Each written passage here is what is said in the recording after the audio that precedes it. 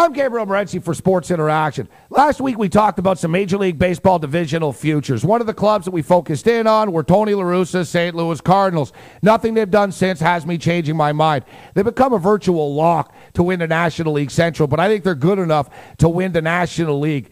You look at their rotation of Chris Carpenter, Adam Wainwright, and now maybe you're going to throw in Roy Oswalt, as word on the street, as the Houston Astros might deal Roy Oswalt to the St. Louis Cardinals. They're going to be one tough team to face in a shortened series come playoff time. You look at the numbers right now, and I don't know if the Sports Interaction lines makers were fans of the movie The Godfather, but they've clearly made me an offer that's too good to refuse.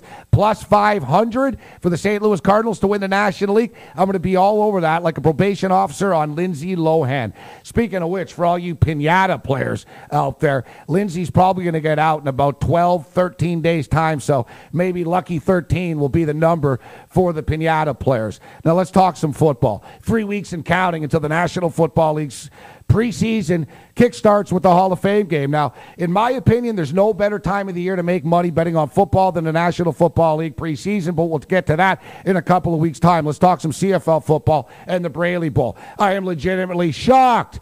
No, not really shocked, but let's say surprised. I'm surprised that the BC Lions are actually slight favorites over the Toronto Argonauts. Evidently, not everyone is buying into the Toronto Argonauts, even though they are 2-1. The Argonauts have one of the better defenses in the Canadian Football League, and they're going up against a quarterback who is a backup quarterback in his second year.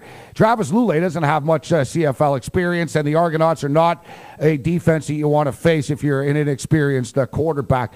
BC also have injury problems on the defensive side of the football. Even with the injuries on the defensive side of the football, I think this game's going to have less scoring than a typical Minnesota Wild hockey game, but I like the Boatmen to get it done in a low-scoring football game. The NFL Network Game of the Week is the Edmonton Eskimos, who are off to their worst start in 40-plus years. They're desperate for a victory, and I think they're going to be able to get it done against the Winnipeg Blue Bombers. Now, no, it's not going to be Stephen Giles' fault. Buck Pierce is out. Stephen Giles is in at the quarterback position in Winnipeg. I don't think it's much of a downgrade at all, if any. If anything, Giles might be more mobile, and he might have a stronger arm than Buck Pierce. But the Edmonton Eskimos are a better football team than their record would indicate. I like Edmonton to get it done. And as I mentioned, I look at this week's board, and it's just jumping out to me. And usually when things are too good to be true in the gaming world, it usually is. But I look at the Saskatchewan Roughriders, and basically Saskatchewan just needs to win this football game. They're a better football team than the Calgary Stampeders are, and I'll keep taking Saskatchewan until they lose. Now, if you can't get enough football, speaking to the NFL Network, the Arena Football League's best club, the Spokane Shock, laying 10 points against the Chicago Rush. Now, my gut instinct when I initially saw these numbers, I thought to myself, hey, that's a little bit high. Chicago's a good football team, but Chicago is a banged-up football team who knows they're going to the playoffs. Meanwhile, the Shock are the league's best team. They're looking to wrap up home field advantage for the rest of the season with the W. There's no question that Spokane's going to get the W. How many points do they win by?